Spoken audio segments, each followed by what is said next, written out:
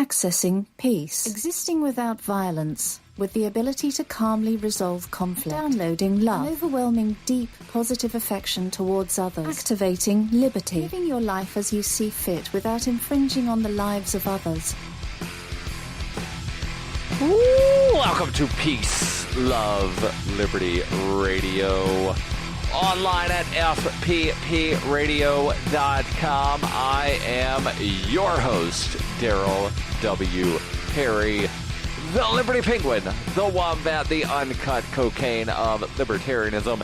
And I'm here to answer your questions because, well, that's what I do on Fridays. And if you want your questions answered, you can send them over using the contact form on the website, ama.fppradio.com. Now, this form can be anonymous if you want it to be anonymous. Yes, I know it asks for a name, but it doesn't have to be your name. It doesn't even have to be a real name, just, string of characters. Same thing for an email address, just has to look like an email address, but the question does have to be something that I can understand, comprehend, or decipher. I've not yet had anybody send a question using only emojis that has required me to attempt to decipher it, but in theory, it's possible, I guess. But the question that I have this week, it's not something that I had to decipher. It was not written in emojis. It was not written in hieroglyphs. But it is something fairly interesting, and it's something that some people have been talking about quite a good bit, and it has to do with President Cheeto and his Democratic opposition in the 2016 election, Hillary Clinton. Question: why does it take over a year to look into wrongdoing of Trump, and why have they not arrested Clinton for selling weapons to Russia? The Clinton Foundation is just a front. Now, the latter part here, not a question. That's a statement. The person sending in the question saying that the Clinton Foundation is a front. That is something that is widely believed by a lot of people. I'm not going to dig into that, but I have never heard a claim that Hillary Clinton sold weapons to Russia. But yeah, let's talk about the investigation into Trump and the claim by some that Trump colluded with the Russians to influence the election.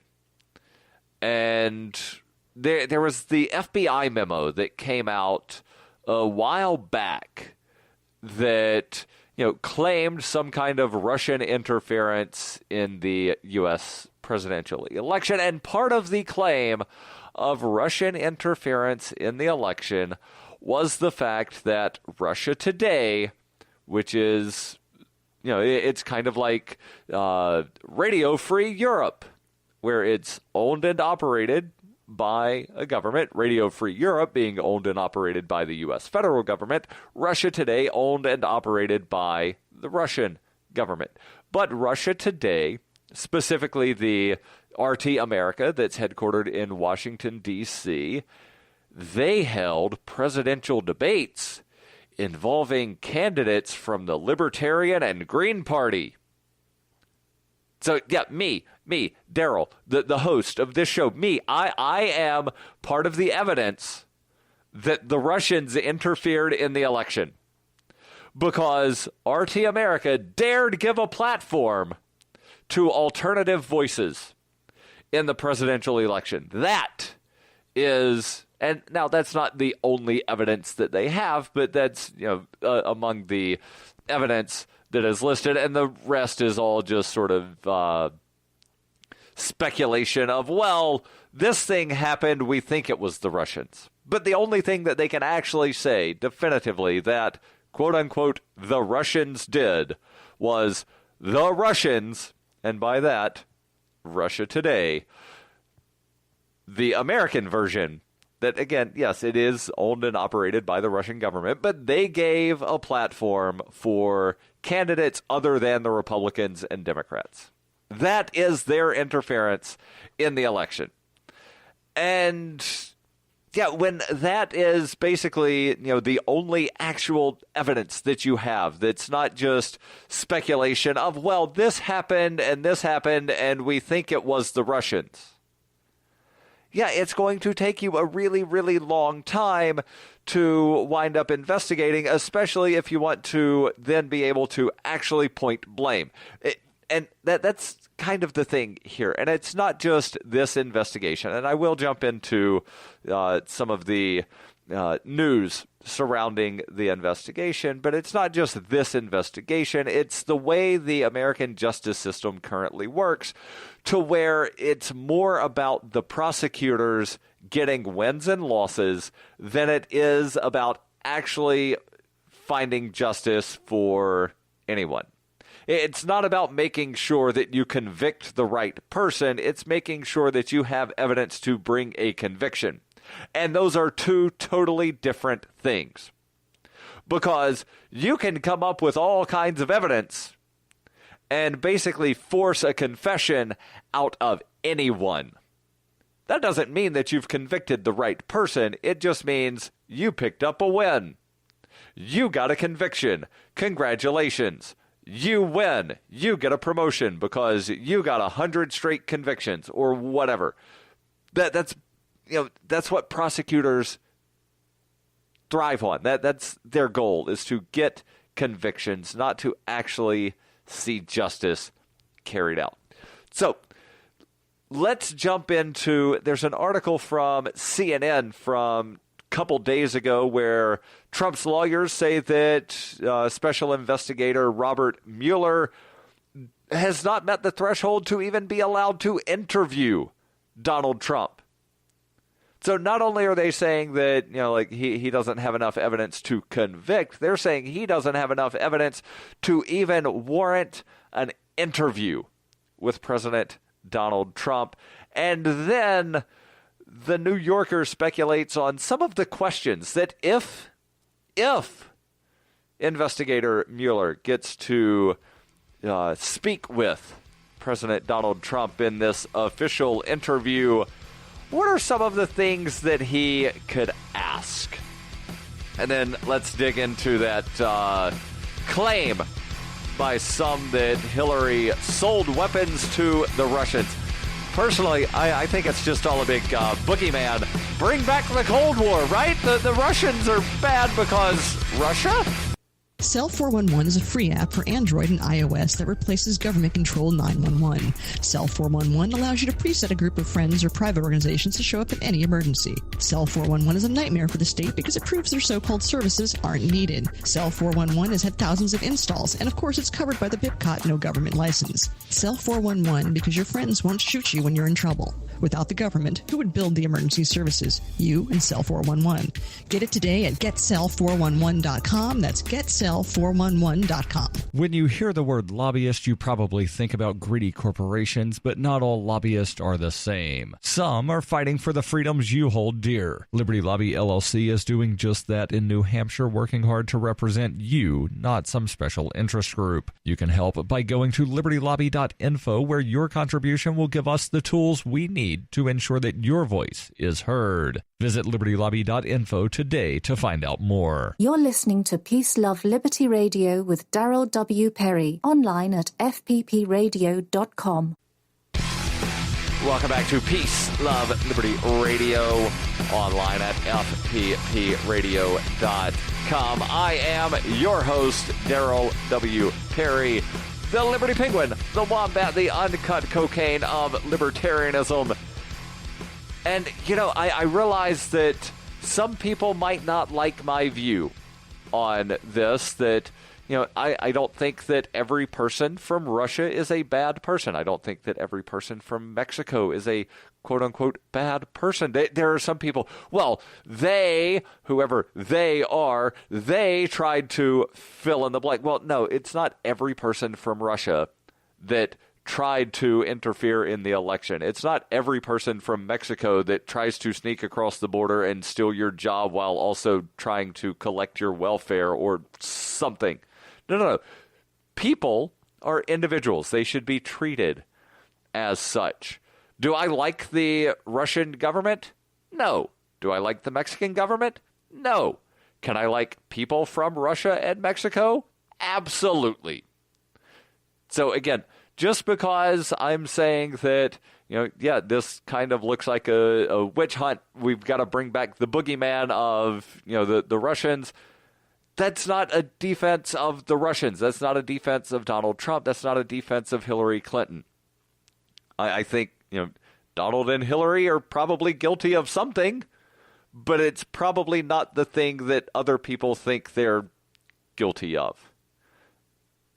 So let's jump back into this and again, get into the article from CNN. And then there's also a story from Politico that I might get into. Definitely will post it in the show notes.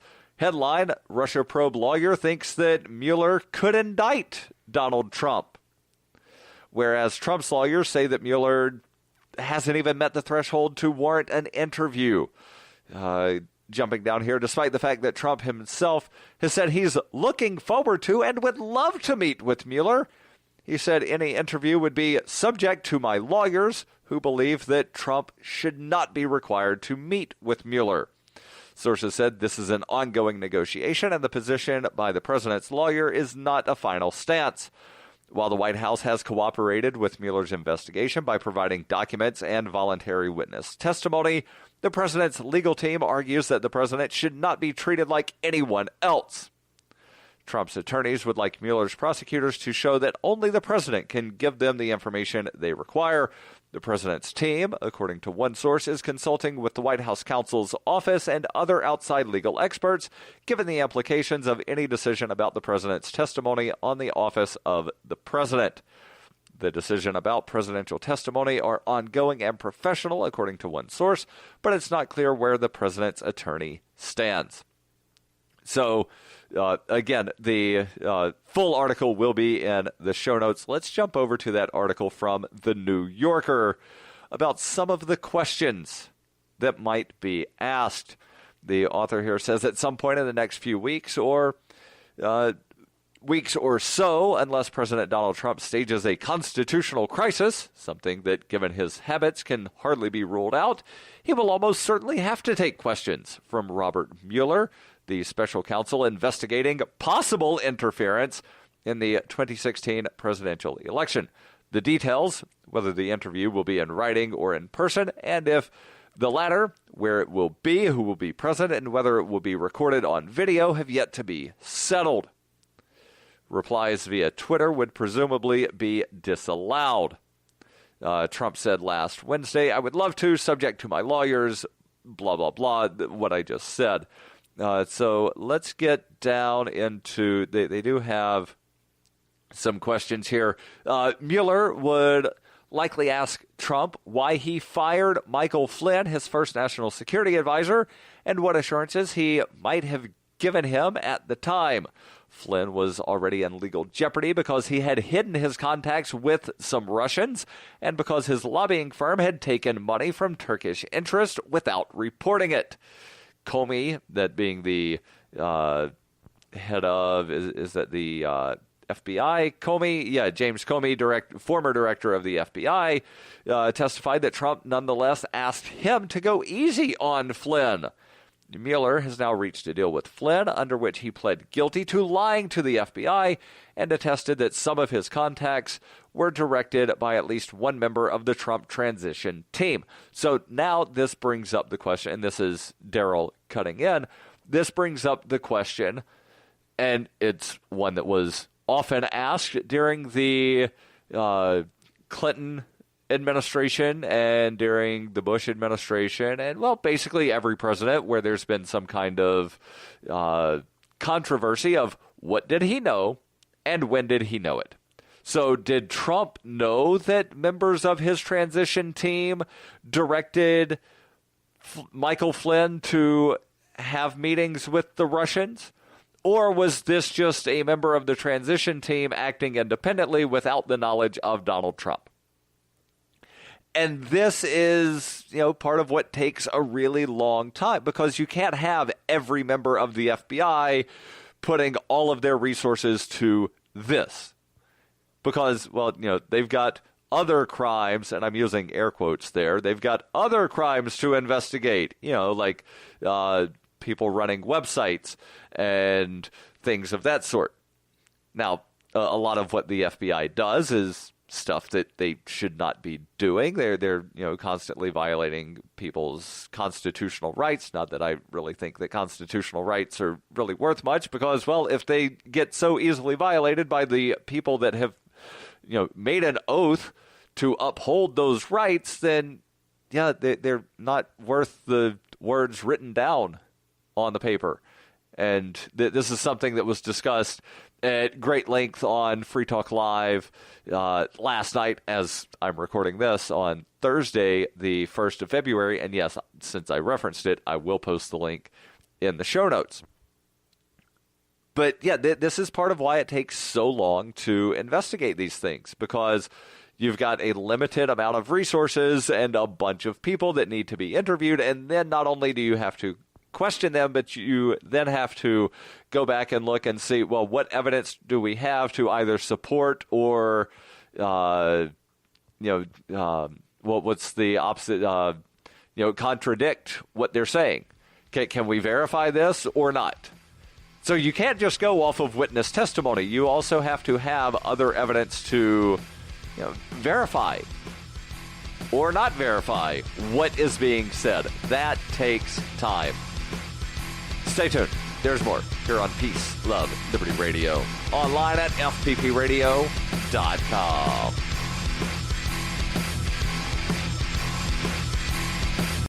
During the 2013 Porcupine Freedom Festival, Davi Barker presented an idea for a renegade psychological experiment. Since then, he has refined his idea and put his plan and research into writing. He explains, "We aim to show the world beyond a shadow of a doubt that power corrupts absolutely and corrupt authority deserves no obedience." Authoritarian Sociopathy is available from Amazon.com, all major bookstores, and now available as an audiobook. You can support FPP Radio by shopping online. Whether you're looking for precious metals, bitcoins, or books, you'll find that and more at shop.fppradio.com. Every purchase you make from one of my affiliates, like Namecheap, Spendabit, and Amazon at shop.fppradio.com helps fund FPP Radio. Or you can shop directly from FPP with Bitcoin in the Bitcoin store. That's shop.fppradio.com. You're listening to Peace, Love, Liberty Radio with Darryl W. Perry. Online at fppradio.com. Hey, welcome back to Peace, Love, Liberty Radio. Online at fppradio.com. Do you use cryptocurrencies? Yeah, I know the prices have been dropping recently, but there are some that are holding steady. There are. Believe me. And some of them have better tech behind them than others. And that's really what I'm interested in, is the technology and the focus of the cryptocurrencies. Where some cryptocurrencies, the creators have said that they want to engineer society. Well, what about a cryptocurrency that focuses on users and usability? And a cryptocurrency where the developers are voluntarist. That means they believe in voluntary human interaction. If that's what interests you the way it interests me, look into Zencash. Zencash is the world's first private, distributed, and reliable platform for communications, transactions, and publishing. Zencash has the ability to use both transparent and shielded transactions. Shielded transactions mean that only the sender and receiver know what is actually in that transaction, but the blockchain sees, yep, this transaction existed and it's legit. Those shielded transactions use zero-knowledge proofs, also called ZK snarks. Zencash also features global governance with inclusive decision-making, reliable funding for continuous improvements, and their documentation and wallets are available in many different languages for a variety of systems. It's not just Windows. They also have Linux, Mac, and Android support for those wallets. And by support, I mean they have wallets specifically for those different systems. Learn more at zensystem.io. That's zensystem.io. So I think I pretty well covered the first part of the question for the Ask Me Anything, because, again, that's what I do on Fridays. I answer your questions. So the question that came in says, why does it take over a year to look into wrongdoing of Trump, and why have they not arrested Clinton for selling weapons to Russia? The Clinton Foundation is just a front. So I believe that I did a fairly good job, and again, I will post links in the show notes for the articles that I referenced. But now let's talk about the claim here about Hillary Clinton selling weapons to the Russians. The claim made by Donald Trump in October on Twitter. Uranium deal to Russia with Clinton help and Obama administration knowledge is the biggest story that fake media doesn't want to follow. That was the tweet. So the story here from NPR titled The Alternative Russia Scandal. According to President Trump, some Republicans in Congress and conservative media outlets, the Russia scandal is heating up. No, not that one, the alternative. And the claim goes that Hillary Clinton, as Secretary of State, approved a 2010 sale of a mining company to Russia. This gave the Russians control of 20% of U.S. uranium and placed U.S. national security at risk. In return, the Clinton Foundation allegedly received $145 million in pledges and donations. Trump made the allegation during the 2016 campaign and again in October of 2017. In the face of repeated fact checks, the president's claim have not withstood scrutiny. And PolitiFact has done the fact check on this, and it comes up as... I'm opening it up right now, and normally they've got the little thing up at the top that says true, false, something, pants on fire. I'm not seeing that. They've got a fairly lengthy article that I will link over. The president's critics call them part of an effort to divert attention from DOJ special counsel Robert Mueller's investigation into possible collusion between Trump and the Russians. But because the story keeps surfacing, that, again, the claim that Hillary wound up as Secretary of State helping sell a uranium company to Russia, because that keeps surfacing and key Republicans are calling for hearings, here's a closer look. The Russian state nuclear company Rosatom bought Canadian mining company Uranium One in 2010. Uranium One had and still has mining rights in the United States. For that reason, President Obama's administration had to approve the deal. In a unanimous vote, 9 U.S. government departments and agencies signed off. All were part of the Committee on Foreign Investment in the United States and included the State Department. By all accounts, she was not actively involved. One of her deputies handled the matter, which was not considered controversial because uranium is widely bought and sold around the world for a range of purposes, from nuclear power to medical treatments and research. Jumping down here, there's a quote from Matthew Bunn, who heads the project on manning the atom and nuclear policy research group at Harvard's John F. Kennedy School of Government, who said it's a commercial market, it's a global market. Companies get bought, companies get sold. Some of the companies that do the buying are controlled by foreign governments.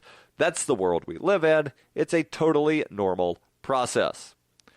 The further claim is that Uranium One controls 20% of the U.S. uranium supply. And at the time of the sale, the U.S. Nuclear Regulatory Commission estimated that uranium-1 did hold 20% of uranium in the ground, but the figure was misleading. I'll jump into that about how that figure is misleading here in the closing moments of Peace, Love, Liberty Radio. Online at fppradio.com.